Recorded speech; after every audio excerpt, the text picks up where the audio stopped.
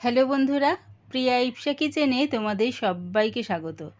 আজকে তোমাদের সাথে শেয়ার করছি একটা চাটের রেসিপি। চাট খেতে আমরা প্রত্যেকেই বেশ ভালোবাসি, আর সেটা যদি হেলদি হয় তাহলে তো বেশ ভালোই হয়। যারা ডায়েট করছো তাদের পক্ষেও এই চাটের রেসিপিটা খুব উপকারী হবে। তাই আজকে তোমাদের সাথে ভিডিওর মাধ্যমে একটা চাটের রেসিপি শেয়ার করলাম। রেসিপিটা ভালো লাগলে প্লিজ আমার চ্যানেলটিকে লাইক ও সাবস্ক্রাইব করে দিও। মটরটা আমি 4 ঘন্টা জলে ভিজিয়ে রেখেছিলাম। তারপর প্রেসারে দিয়ে সামান্য একটু নুন দিয়ে 4টে সিটি দিয়ে আমি সেদ্ধ করে নিয়েছি।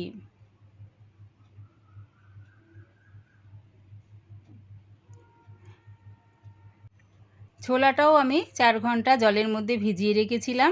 তারপর প্রেসারে দিয়ে সামান্য একটু নুন দিয়ে 2টো সিটি দিয়ে সেদ্ধ করে নিয়েছি। মটরটা সেদ্ধ হতে একটু বেশি দেরি লাগে, তাই ওটা 4টে সিটি দিয়েছি।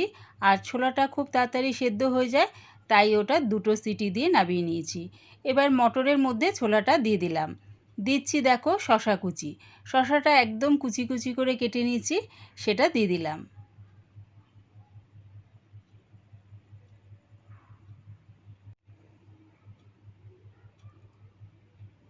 এবারে দিচ্ছি পেঁয়াজ কুচি। পেঁয়াজটা আমি একদম কুচি কুচি করে কেটে নিয়েছি। চেষ্টা করো শসা, পেঁয়াজ, টমেটো এগুলো একদম কুচি কুচি করে কেটে নেওয়ার।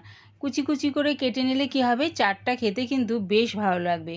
বড় বড় টুকরো যখন মুখে পড়বে না, তখন একদম ভালো লাগবে না। দেখো টমেটোর দানাটা আমি ছাড়িয়ে টমেটোটা কুচি করে নিয়েছি, সেটাও দিয়ে দিলাম।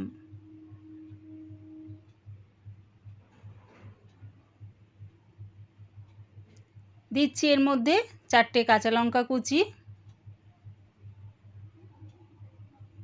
দিলাম 1 চামচ চাট মশলা,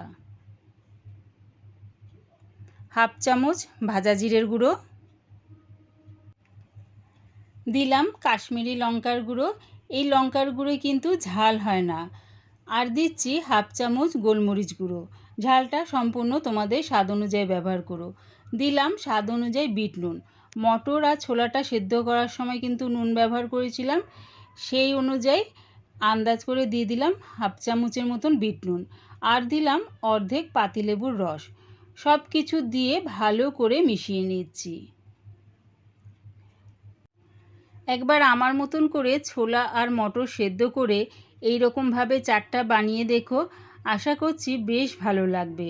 রেসিপিটা ভালো লাগলে কমেন্টের মাধ্যমে জানিও। রেডি হয়ে গেছে আমার চাট। এবারে এটা পরিবেশন করে দিচ্ছি। আমার এই চাটের রেসিপিটা পুরো দেখার জন্যে প্রিয়া ইপসা কিচেনের থেকে তোমাদের সবাইকে অনেক ভালোবাসা রইল। রেসিপিটা দেখে ছেড়ে যাওয়ার আগে প্লিজ আমার চ্যানেলটিকে সাবস্ক্রাইব করে দিও।